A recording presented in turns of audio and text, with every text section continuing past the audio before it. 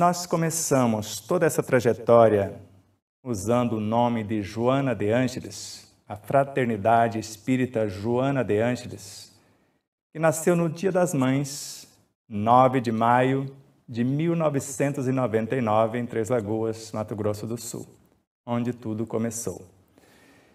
E a maior quantidade de mensagens constante em nossos livros, tanto no primeiro quanto no segundo, é de Joana de Ângeles.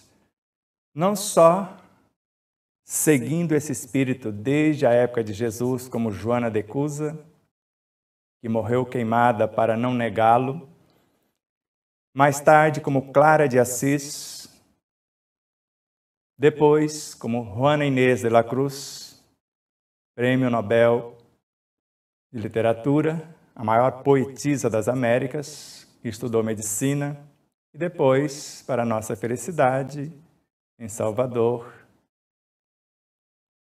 Joana Angélica de Jesus. E para os íntimos, Joana de Ângeles. E a proposta é estudar a evolução do pensamento de Joana de Ângeles. Nós usamos esse formato para facilitar um estudo há muito sonhado. E agora, como tudo é filho, esse filho está vindo a lume, ou vendo a luz, hoje, no seu primeiro dia. Que a paz seja com todos. E a primeira pergunta: o que é o Espiritismo? Já que nós vamos buscar o espírito do Espiritismo. Para Allan Kardec, já vimos o que ele pensa a respeito.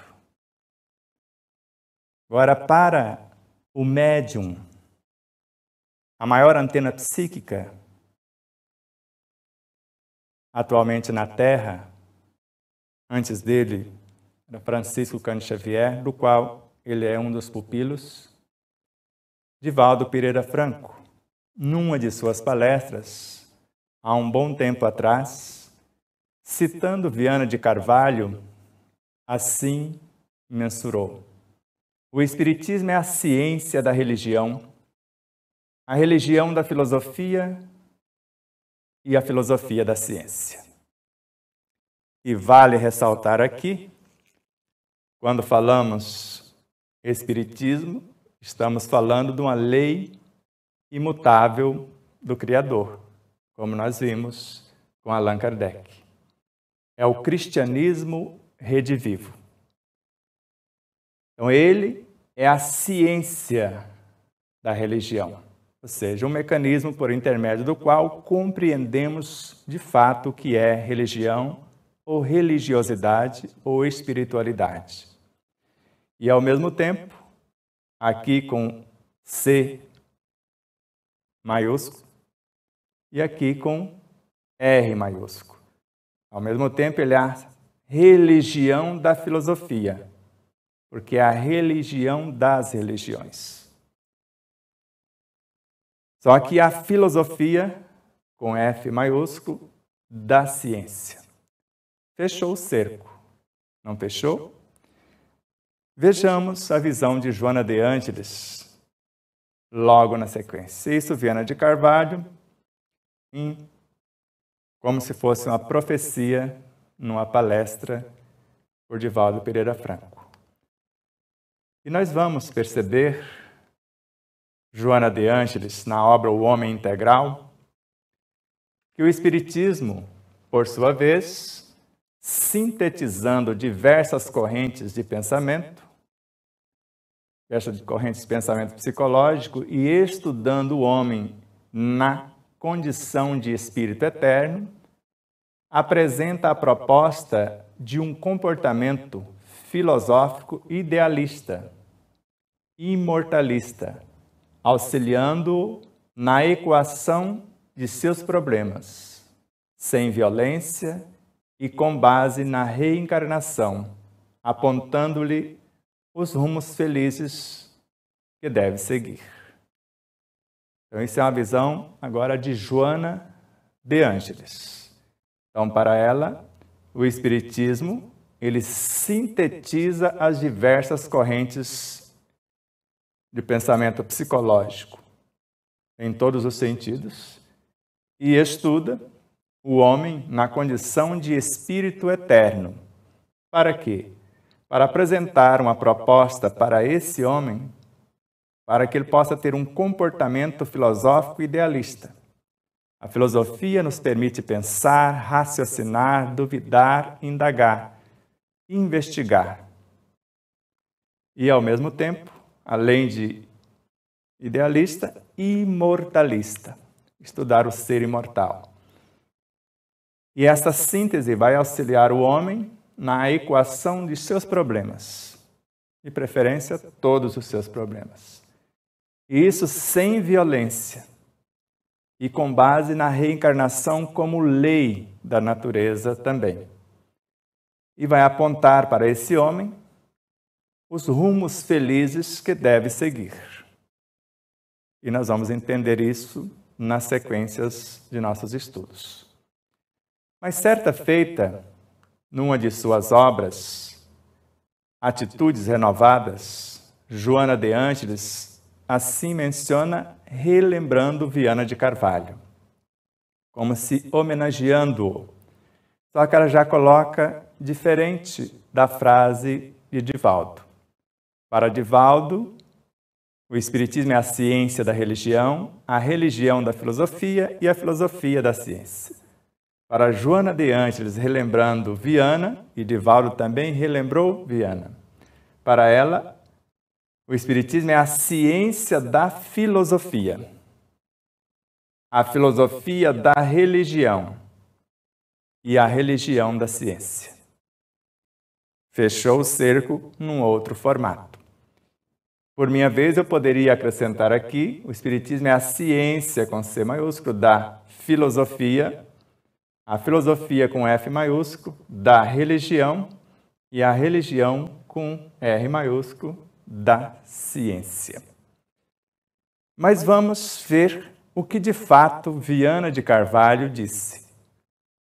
Numa de suas obras, e tanto Joana quanto Divaldo deve ter alcançado a essência de seu pensamento e viu que ele é mais extenso do que foi possível grafar no livro. Então ele grafou de uma forma e eles dois pescaram duas outras formas para entender tamanha grandiosidade.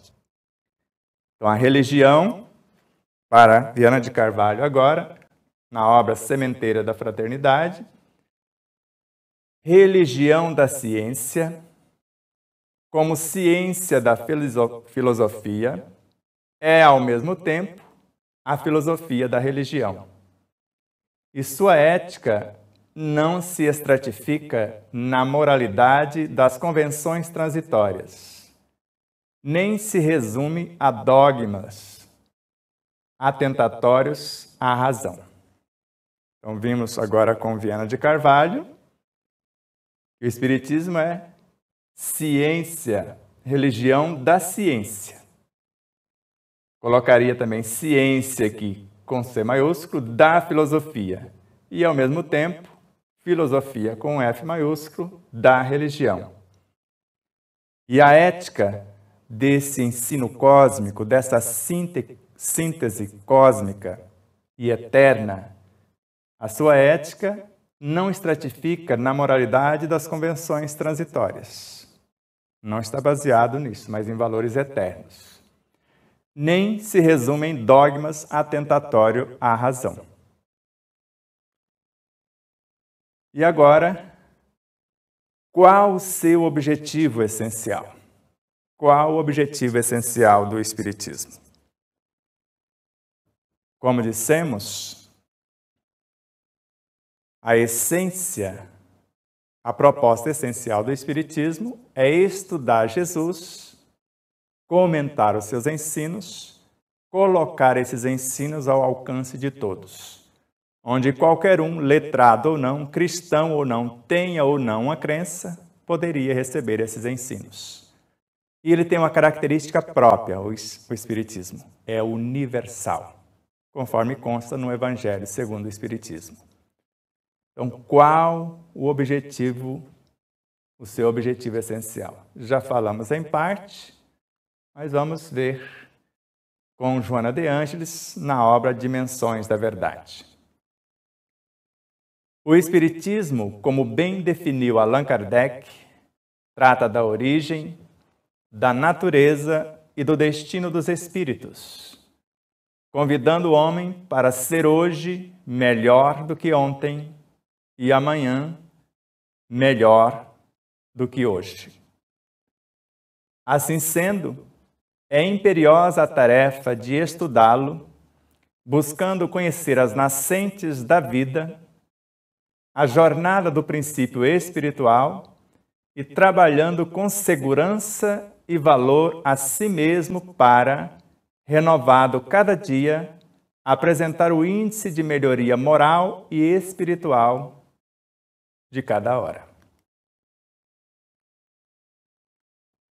Compreendeu a essência do Espiritismo? Eu estou tentando compreender, então vamos lá. Então, o Espiritismo, como bem definiu Allan Kardec, ele trata da origem, da natureza e do destino dos espíritos. Então, nós vamos estudar a origem, a natureza e o destino dos espíritos. Aqui com E minúsculo, porque nós vamos começar da origem desse espírito, ou desses espíritos. E convidando a nós outros para sermos hoje melhores do que ontem e amanhã melhores do que hoje. E como nós vamos fazer isso? Nós vamos, como uma tarefa imperiosa, nós vamos buscar estudar o Espiritismo, buscando conhecer as nascentes da vida, desde o psiquismo divino e o recém-saído fascículo de luz desse psiquismo, que é o Espírito. Depois, a jornada desse princípio espiritual, também chamado de princípio inteligente do universo. E nós, por nossa vez, vamos trabalhar com segurança e valor a nós mesmos, renovando-nos a cada dia, no pensar, sentir, falar e agir, e apresentar à nossa própria consciência, à consciência cósmica, às leis, à vida, um índice de melhoria moral e espiritual de cada hora. Nós sabemos que o ser moral é a inteligência e o ser espiritual é a consciência. Mediante a inteligência, nós temos um poder imaginativo, porque na mente existe 4 departamentos, segundo Emmanuel, no capítulo 2 da obra Pensamento e Vida. O departamento da inteligência, o da imaginação, do desejo e da memória. E ele narra em outra obra que a vontade é a gerente esclarecida da mente. E ainda noutra obra, o desejo é a alavanca que move os sentimentos. Então, nós vamos usar como individualidade moral a nossa inteligência. E como faremos o raciocínio, quando a gente fala de raciocinar? Nós temos na mente a memória. Eu vou pegar o conteúdo assimilado por essa inteligência, usar do poder imaginativo para comparar o que nós estamos aprendendo com o já apreendido. Chegar à conclusão daquilo que desejamos criar. E nós vamos acionar a alavanca dos desejos. E vamos começar a orar. E a oração vai nascer das potências da alma, que é o seu querer, o seu saber e a sua capacidade de fazer, de amar. Ela vai nascer na feição de simples desejos que nascem da mente como alavancas para mover os sentimentos e as emoções que nós queremos transformar. E vão viajar do chakra cardíaco ao frontal. E viajando do coração ao cérebro. No cérebro ou na mente, o que antes era emoção, Sentimento agora transforma-se em pensamento, a força de atração. E esse pensamento, essa força de atração, é a nossa capacidade criativa na ação. E a partir daqui, nós podemos criar a realidade que almejamos segundo a nossa inteligência, o nosso poder imaginativo, a nossa memória, e começou com a ação de nosso desejo, segundo a nossa vontade, que está entre a mente e a nossa consciência profunda. Consciência profunda é essa, segundo Emmanuel, criada pela própria mente, com o que vivencia nessa mente, o cérebro espiritual, que é a mente, cria a superconsciência. E nós vamos permitir que dessa superconsciência possa vir novos pensamentos para fecundar esse que acabamos de gestar, para melhor aparelhá-lo, iluminá-lo. E nós vamos ser médiuns de pensamentos mais sutis, se assim optarmos dentro da pauta estabelecida. Então, nós podemos criar um pensamento e com ele apresentar o nosso propósito e esperar outros seres imanentes em nossa consciência, que são as virtudes, que um dia fora pensamento, transformaram-se de algo objetivo, racional, no ser moral, em algo subjetivo, transcendente e, ao mesmo tempo, sublimado no coração do espírito, mental e emocional superiores, criando as virtudes e, com elas, o ser intuitivo, o Cristo interior. E, com ele, o vínculo, a ponte entre o coração e a consciência. E a consciência não é o acúmulo de conhecimento. Esse se deu aqui no ser moral e depois no coração. Conhecimento transcendente e amor vivenciado. E agora, nós vamos trazer das imanências da consciência, da supraconsciência, a consciência em si. E não é o conhecimento, mas sim o discernimento do conhecimento. E esse discernimento pode ser incorporado pelo pensamento recém-criado. Eu escolho levar a efeito o meu pensamento ou usá-lo como médium de um pensamento superior. Achou estranho? Isso é Miramês. Um pensamento incorpora outro pensamento. O meu pensamento, o que eu, a alma encarnada, criei, vai incorporar um outro pensamento canalizado pelo médium Cristo interior, que nós vamos ver mais tarde na evolução do pensamento de Joana de Ângeles, que na sua imensa complexidade, a individualidade, essa superconsciência, vai expressar-se através do eu superior, que é esse Cristo interior, para conversar com a alma, que é o centro da consciência individual, que somos nós. Então, agora nós vamos incorporar um outro pensamento para a criação de uma nova realidade, na qual já não mais seremos nós, mas sim o Cristo que vai viver através de nós, que nós chamamos de vivenciar o Cristo em espírito verdadeiro, quando já não é mais a nossa vontade, a nossa vaidade, o nosso querer, mas sim o que está de acordo com a ética e essa moral crística, para sermos o que precisamos ser, na obediência à nossa consciência, às leis e à vida. Sigamos. O que nos cabe compreender por nossa vez? Vejamos. Com Joana de Ângeles, na obra Vida, Desafios e Soluções, cabe-nos compreender que os compromissos graves do próprio esforço é a única maneira de cada qual encontrar-se com sua realidade e trabalhá-la, ampliando-lhe a capacidade de desenvolvimento. Entenderam? É muito grave essa tela. Então, cabe-nos compreender que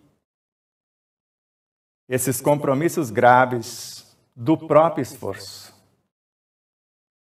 não tem como ser diferente. É a única maneira que temos. A cada um segundo as suas obras.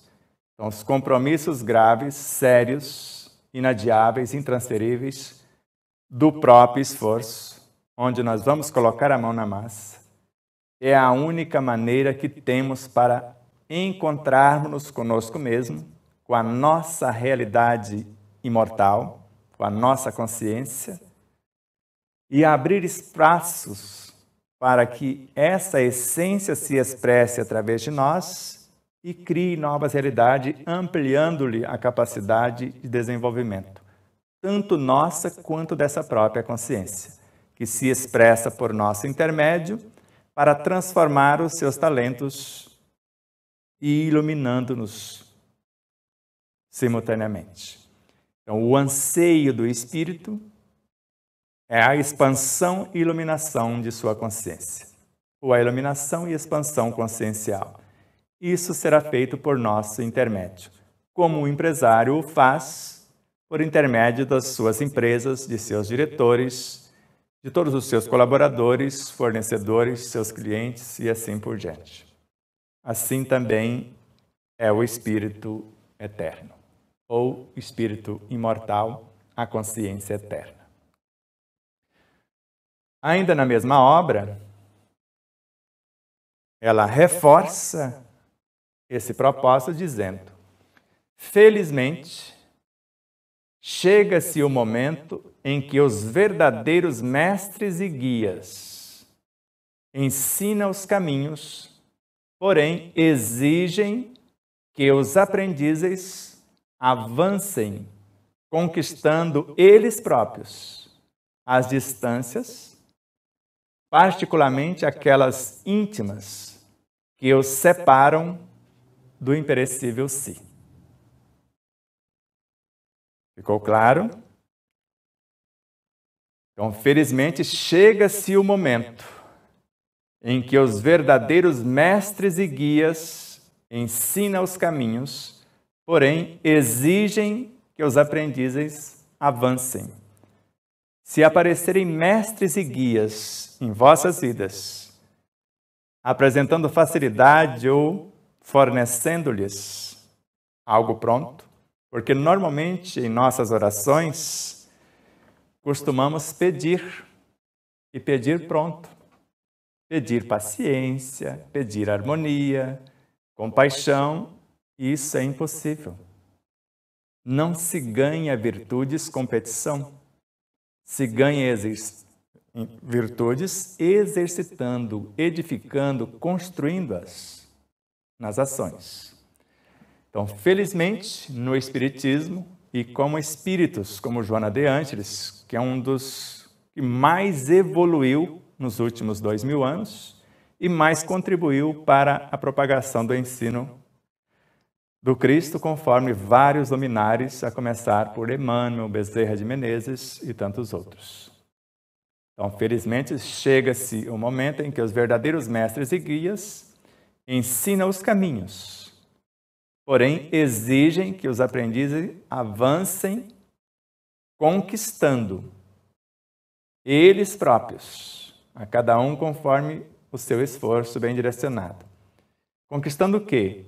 As distâncias, encurtando essas distâncias, particularmente aquelas íntimas, que nos separam, nós, almas encarnadas, de nossa realidade imperecível, que é a superconsciência, que é o reino de Deus em nós. Ainda o mesmo Espírito agora em liberta-te do mal, para que não esqueçamos disso, por mais que essa seja a nossa proposta essencial, não esquecer desse detalhe, que jamais jamais poderás mudar o mundo impondo-lhe regras de conduta. No entanto, quando te modificares para melhor, o mundo também estará menos agressivo e menos infeliz. Então, nunca esquecermos disso. Jamais poderemos mudar o mundo impondo-lhe regra de conduta. Queremos mudar os outros, mudar tudo à nossa volta. Mas quando modificamos nós para melhor, o mundo estará menos agressivo, menos infeliz, porque nós estaremos menos agressivos, menos infelizes, ou mais pacíficos, mais felizes, e o que está em nós reflete no mundo. A mudança de um começa a transformação do contexto. Na mesma obra, a autora continua. Todos fazem parte do mesmo conjunto e qualquer distúrbio em uma área, de imediato irá afetar a outra mais próxima e sucessivamente. Qual a área que está mais próxima de você? Nós estamos normalmente no mundo mental. A área mais próxima de mim é o meu corpo perispiritual e o meu corpo físico. E depois o entorno, as pessoas de minha convivência. Todos fazemos parte de um mesmo todo, de uma mesma unidade, de um conjunto indissociável. E qualquer perturbação, por nossa vez, perturbará o entorno, porque nós nos conectamos com todas as nossas vivências, com todos os seres dentro de um mundo e com todos os seres em todos os mundos, quando arquitetamos um único pensamento, segundo Allan Kardec, em Obras Póstumas. Então, todos fazemos parte de um conjunto, de uma unidade, e qualquer distúrbio em uma área, de imediato, afetará a outra mais próxima, que pode ser nossa família, nosso trabalho, nossa escola e assim por diante.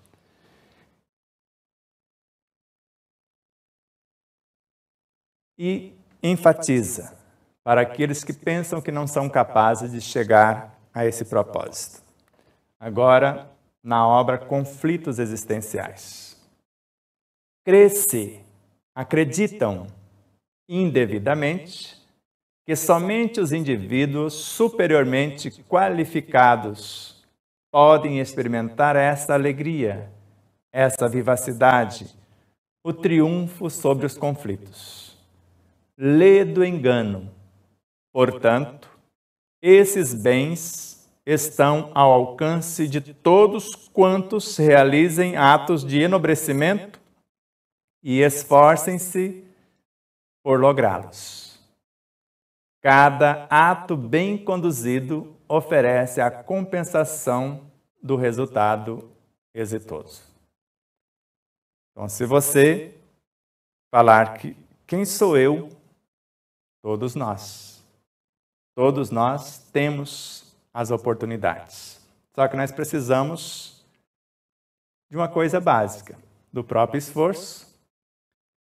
Então vai depender de nós experimentar essa alegria, essa vivacidade e o triunfo sobre os nossos conflitos. Como?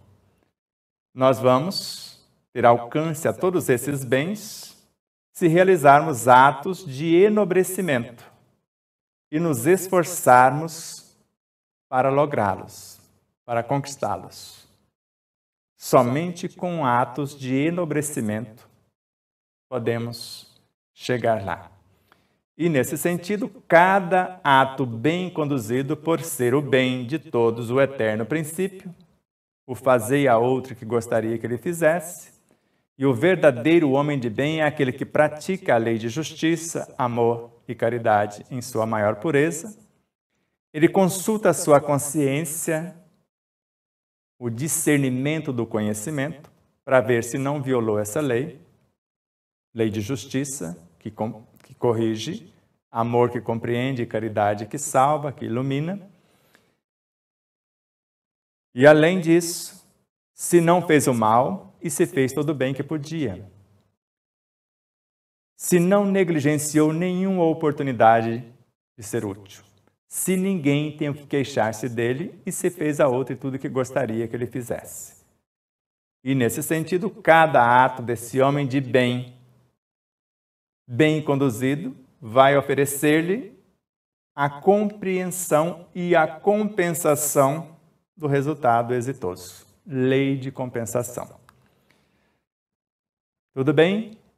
Veja o retorno à obra Vida, Desafios e Soluções. Quando está desperto, lúcido, para os objetivos essenciais da existência, ergue-se o indivíduo e sai do meio dos outros que estão mortos para a realidade. Isso é muito sério. Então, quando estamos despertos, lúcidos para os objetivos essenciais da existência, que já falamos até agora, nós vamos nos erguer e sair do meio dos outros que estão mortos para essa realidade. Não perder mais tempo com quem não quer, mas usar todo o nosso tempo com quem tem sede de paz e fome de amor, conforme recomenda Miramês. Não vamos violentar consciências. Vamos convidar, e principalmente à luz do nosso exemplo pessoal. Aqui está o nosso mestre, modelo e guia, dizendo-nos: sejam bem-vindos. E aqui está a sua fiel seguidora, convidando-nos para compreender a evolução de seu pensamento como espírito imortal. Como estamos indo?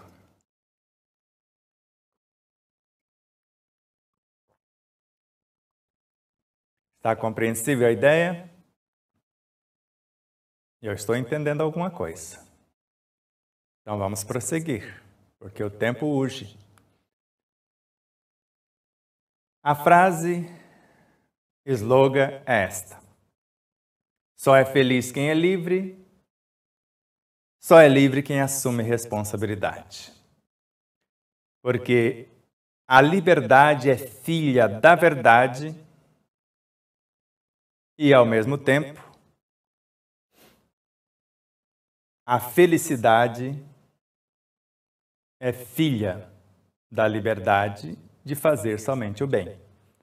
Porque a felicidade é um estado de consciência tranquila à luz do dever fielmente cumprido.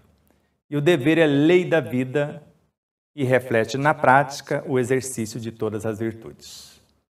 Então, só é feliz, só vai conquistar um estado de consciência tranquila quem cumprir fielmente os seus deveres, exercitando todas as virtudes, a começar pela verdade que é Deus, o Cristo, e que está em nossa a verdade, e depois só teremos a liberdade cumprindo os nossos deveres, assumindo nossas responsabilidades, à luz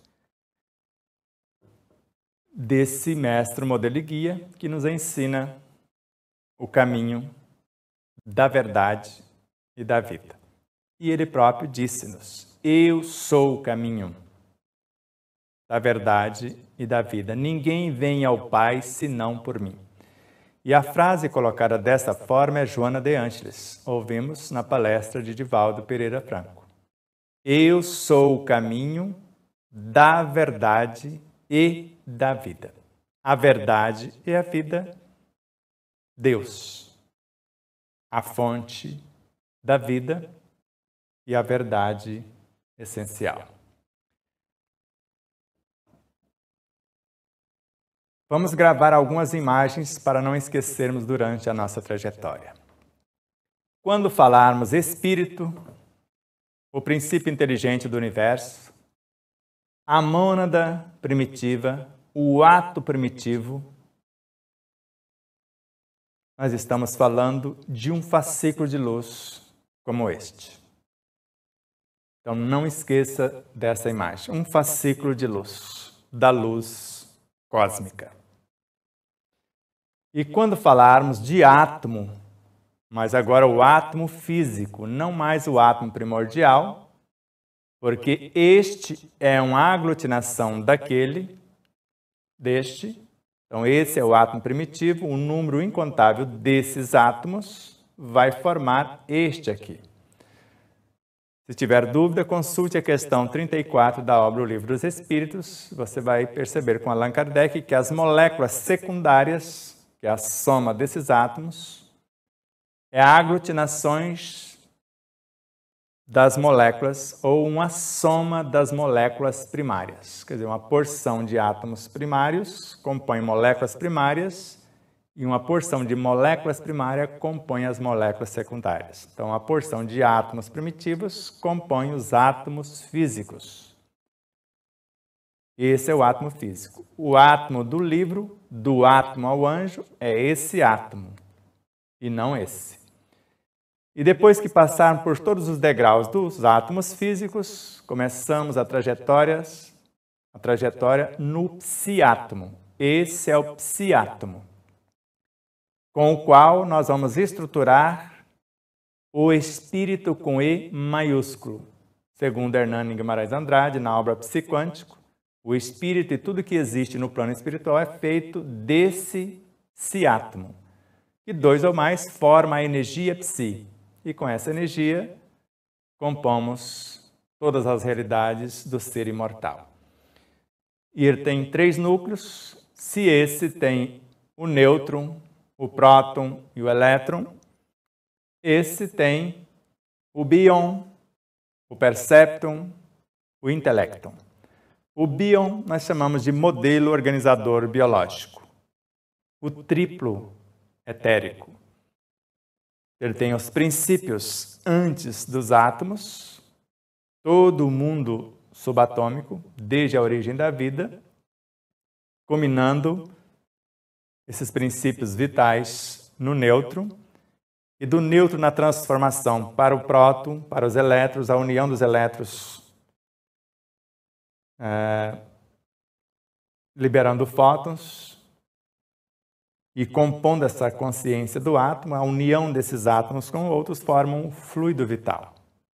E depois, esta consciência do átomo, somada ou edificada pelos fótons, compõe o que nós chamamos energia vital, a lei. Tanto é a consciência do átomo como a lei que organiza e mantém a vida em todas as suas expressões, a começar pelo átomo, que é um aglomerado de forças vivas. E ela vai somando-se os fótons de um com um de outros átomos e compondo consciências maiores nas moléculas, nas células, tecidos, órgãos, sistemas, corpos e assim por diante, até formar o ser do corpo, o ser perispiritual, até unificar como a alma encarnada, individualizada. Antes uma semente e agora integrando e sublimando esses seres, torna-se um ser à semelhança de uma semente que integra os nutrientes da terra, da água, do ar e da luz e faz-se um vegetal e assim por diante. E esse é o espírito. Aqui nós vemos o reino de Deus, a essência da superconsciência, os cristos que a compõem. Desses cristos surgem as almas, e futuramente nós podemos mostrar deles saindo essas almas. Então, cada cristo tem um agrupamento de almas, eles próprios só o são porque integraram essas almas e sublimaram-nas. Eles são aglutinações de almas sublimadas e o espírito, a essência consciencial do espírito, a síntese desses cristos, e tudo isso nós chamamos de virtudes. As virtudes dos céus. E o reino dos céus, a essência do ser imortal. Para facilitar a compreensão, espírito com E minúsculo. Espírito com E maiúsculo. Átomo físico. psi-átomo. Átomo primitivo, átomo físico, psi-átomo, espírito. Aqui eterniza-se na forma. Aqui aglutina-se uma porção para compor esse, que aglutina uma porção enorme para compor esse, e uma porção desse para compor esse, que a partir daqui, na forma, torna-se imortal. Está mais compreensível?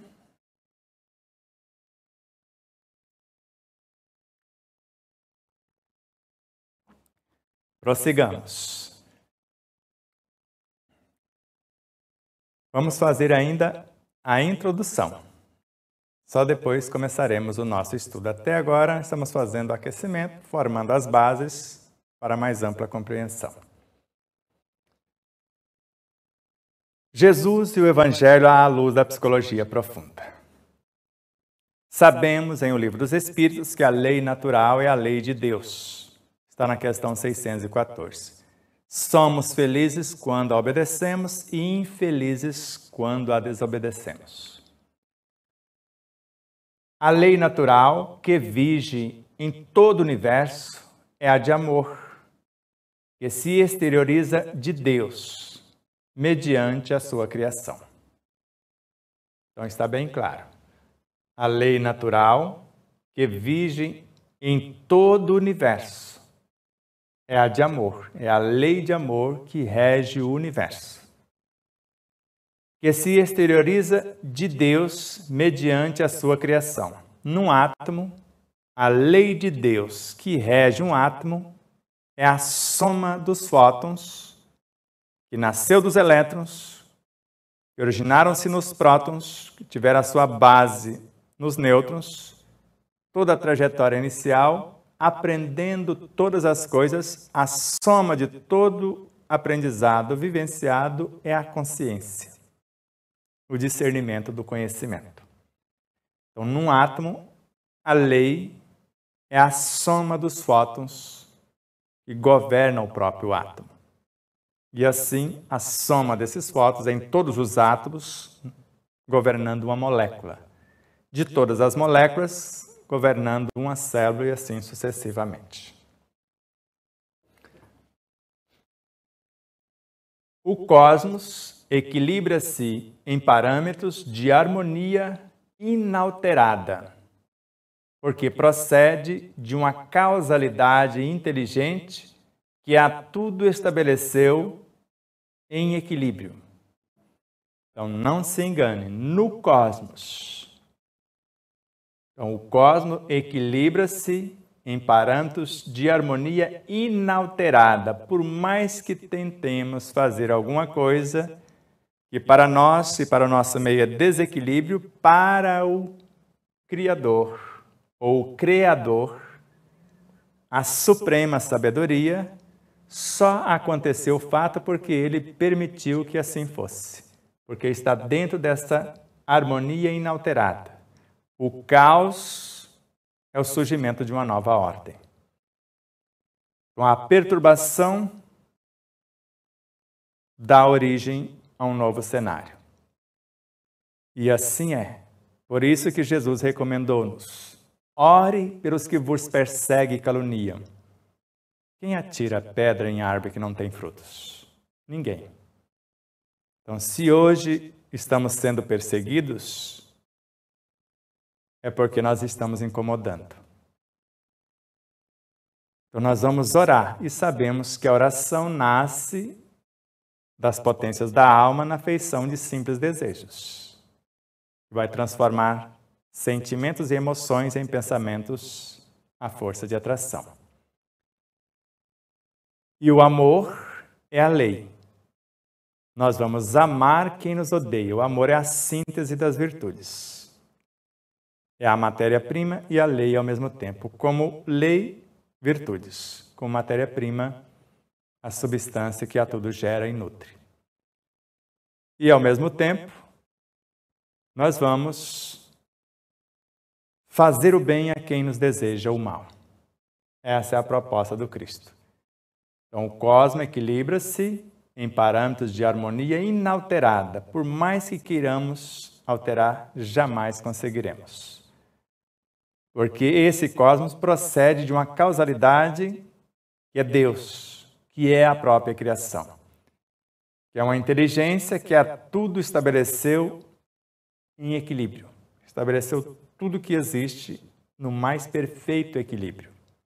Quando nós fugimos dessa sintonia, nós nos sentimos desequilibrados. Essa ordem espontânea é sempre a mesma em toda parte, expressando-se como modelo para a conquista integral de todas as coisas, particularmente do eu profundo, que dorme em latência nos seres, aguardando os fatores propiciatórios à sua manifestação. Respira fundo. Então, essa ordem harmônica, esse equilíbrio, além de ser espontâneo, é sempre a mesma em toda parte. Harmonia, equilíbrio em toda parte. Expressando-se como modelo, e nosso Mestre Jesus é um modelo de equilíbrio, de harmonia, para nortear a nossa conquista integral de todas as coisas, para nós outros. E para nós, particularmente, aquelas que vai nos conduzir para o eu profundo. E ainda para nós, ele dorme para nós, mas é nós que estamos dormindo para ele. E dorme em latência, ou seja, ele está pronto para manifestar, só precisa da ambiência. Se eu criar a ambiência de obediência às leis, em perfeita harmonia com essas leis, harmonia é sinônimo de saúde, de paz, de equilíbrio. Então, quando assim nos comportamos, nós criamos a ambiência. Antes, para nós, ele estava dormindo, estava em latência, e agora ele começa, porque ele estava aguardando só os fatores propiciatórios à sua manifestação. E assim que criamos as condições, ele se expressa com todo o seu esplendor. E nós vamos sentir a presença do Espírito Santo de Deus, ou da nossa essência consciencial. Ainda na mesma obra, no começo é a sombra dominante, sombra da ignorância. Então, no começo é a sombra dominante, geradora de impulsos automáticos, inconscientes, herança dos períodos primeiros da evolução ou primários. Quando se instalaram no psiquismo os instintos primários, que remanescem em controle das atividades do processo de crescimento. Permanecem atuantes. Então, no nosso início, o homem tinha apenas instintos. No começo, é a sombra da ignorância dominando. E geradora de impulsos automáticos, que são os instintos. Aparentemente inconscientes. Herança de períodos primeiros da evolução, desde os estados primaciais. Quando se instalaram no psiquismo os instintos primários. No início, o homem tem apenas instintos. E esses instintos permanecem em controle das atividades do processo de crescimento, porque eles têm a função de preservação da vida, em perfeito equilíbrio, em perfeita harmonia. Mas, avançados na evolução, tornam ou se transformam em sensações. Além da preservação da vida em harmonia, em equilíbrio, nós temos uma sensação agradável da preservação dessa harmonia e equilíbrio, que estamos aprumadinhos. Mais instruídos esses homens, ou mais instruído esse homem, possui emoções, que são memórias das atitudes instintivas dos atos automáticos que originaram-se, deram um resultado, um sabor, que nós chamamos de sensações, agradáveis ou desagradáveis, e ficam registradas em memórias, que perturbam quando desequilibradas, desarmônicas, na tentativa de preservação da vida, fugindo da harmonia, do equilíbrio das leis. Quando nós interferimos, instruídos e purificados, os homens possuem sentimentos. As emoções se transformam em sentimentos, que são juízes, e conseguem comparar essas memórias, essas sensações, esses atos automáticos, e classificarem de nobres ou de perturbadores. Sentimentos que, mais iluminados, transformam-se em pensamentos. Os pensamentos na inteligência intelectiva, um dos departamentos da consciência que vai dar o poder imaginativo. A inteligência emocional, a oportunidade do exercício afetivo, ou a afetividade, transformando-se na inteligência espiritual, na construção da inteligência ética. Entendido? E a partir daí, nascem as virtudes. Prossigamos. Inconsciente de sua realidade imortal, o ser é atraído para a grande luz libertadora, experimentando os embates internos que o desalojam da concha vigorosa onde se encarcera, facultando-lhe os primeiros voos do discernimento e da razão com promessas de plenitude.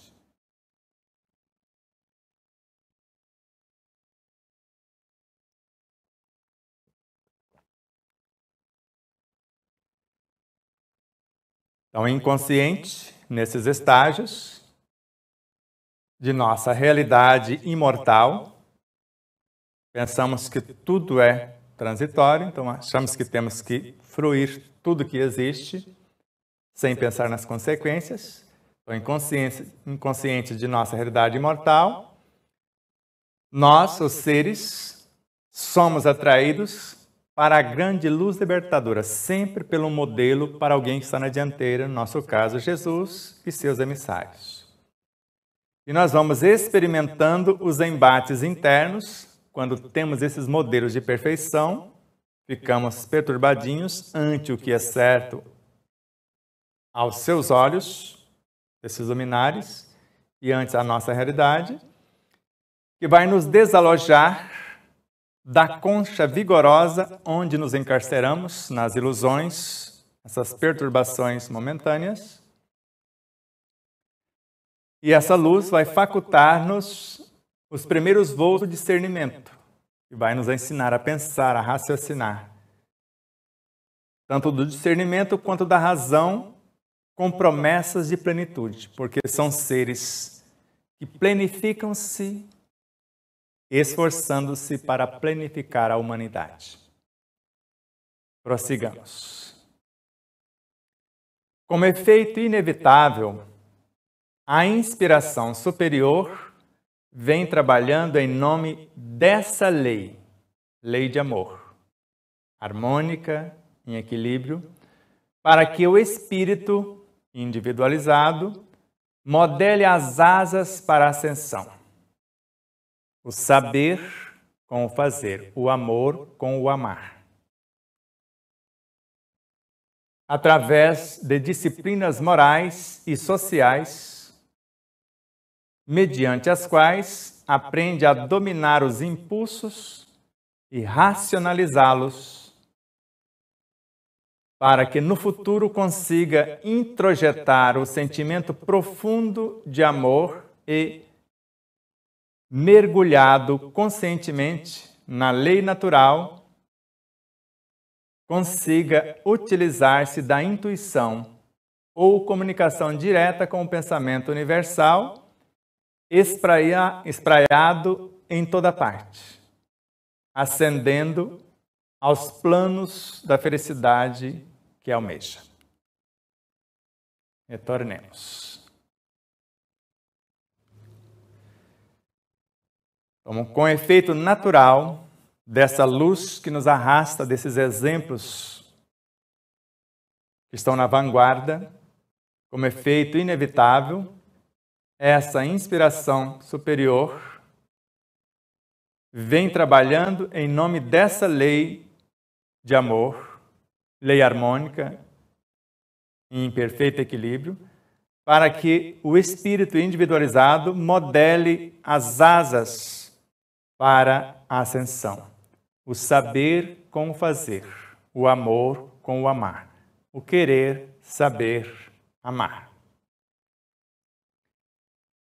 Isso acontecerá por intermédio de disciplinas morais, que é o uso das nossas inteligências, intelectiva, emotiva e espiritual, nas nossas ações sociais, mediante as quais essas disciplinas morais e as nossas atitudes no meio social, mediante as quais vamos aprender a dominar os impulsos e racionalizá-los, à luz da razão, do nosso saber, inteligência, poder imaginativo, memória, desejos, pensamento, vontade, virtudes. Nós vamos racionalizá-lo. O que eu quero, às vezes eu quero, mas não posso. Às vezes eu posso, mas não quero. Às vezes eu posso e quero, mas não necessito mais.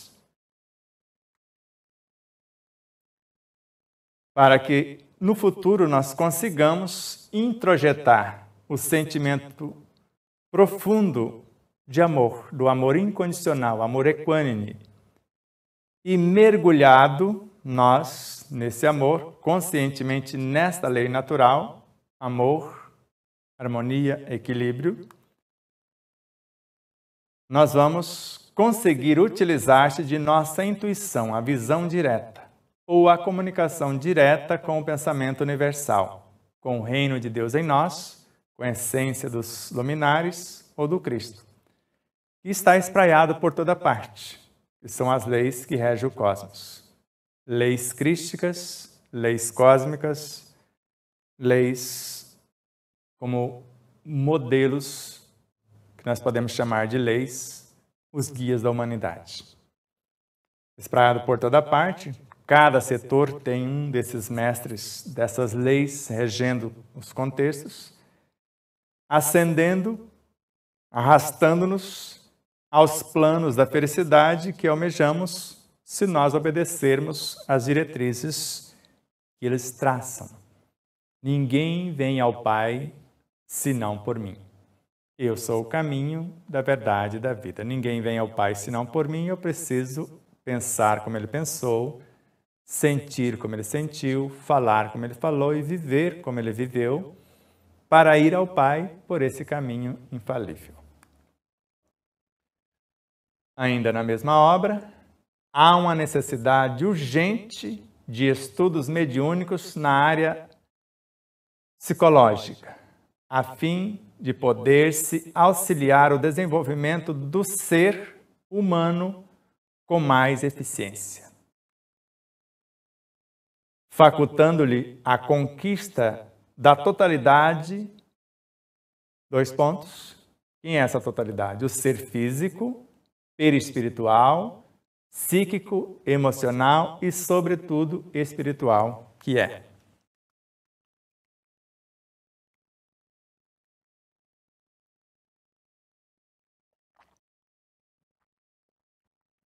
Então, enquanto a maioria busca no exercício mediúnico os fenômenos, aqui, Joana de Anjos está nos convidando, lembrando que há uma necessidade urgente. Urgente de que? Estudar o quê? De estudos mediúnicos. Para quê? Na área psicológica. Quando falamos psicológica, a psicologia estuda a psique. E a psique é a alma. A psicanálise é uma ciência que faz uma análise psíquica da alma. Então, estudos psicológicos, estudos sobre a alma, a fim de poder-se auxiliar o desenvolvimento desse ser encarnado, desse ser que está animando a forma humana, com mais eficiência. Para quê? Para facultar-lhe, nós que somos as almas encarnadas, a conquista de nossa totalidade. Qual é essa totalidade? O ser físico. Ninguém ama o que não conhece. Ninguém ama o que não respeita e ninguém respeita o que não conhece. Então eu preciso conhecer o ser físico que está me servindo. O ser perispiritual que o governa. O ser psíquico, que é a alma, que sou eu, que deveria estar no comando da mente, governando o ser perispiritual, que é o seu veículo de expressão, e vai refletir no físico. O ser emocional, que são as minhas memórias. E, sobretudo, o ser espiritual, que eu sou, o ser imortal, o espírito. Então, nós precisamos estudar isso urgentemente. Conhecer o ser físico de hoje que vai transformar-se no ser perispiritual.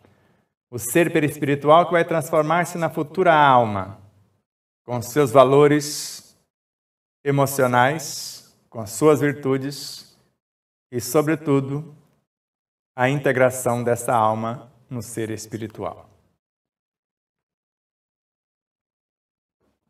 O Sol de Assis é a obra agora.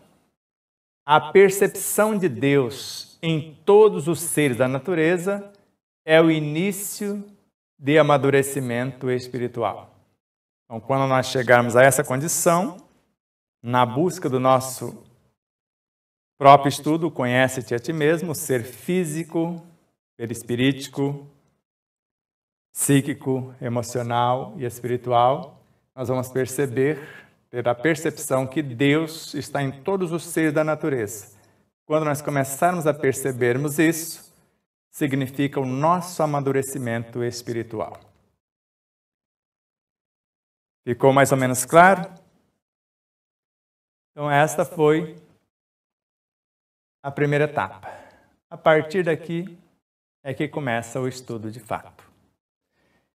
E nós calculamos que esse estudo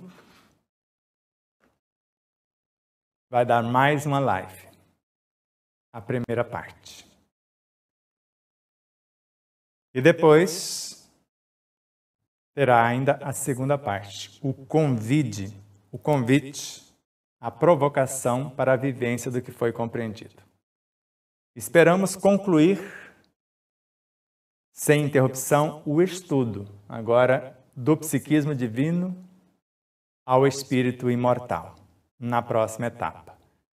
E depois, na sequência, as propostas. Poderíamos começar agora, mas nós vamos gastar mais de 1 hora para fazer a primeira parte do estudo. Então, ficaria em prejuízo. Então, é melhor pararmos por aqui e, numa única etapa, de um fôlego só, a gente viaja do psiquismo divino ao espírito individualizado. E depois fazemos, numa outra live, uma terceira, somente o convite, as provocações para a vivência e a aplicação de tudo isso. E a partir dessas 3 etapas, na 4ª etapa, a partir daí começamos com as perguntas e respostas.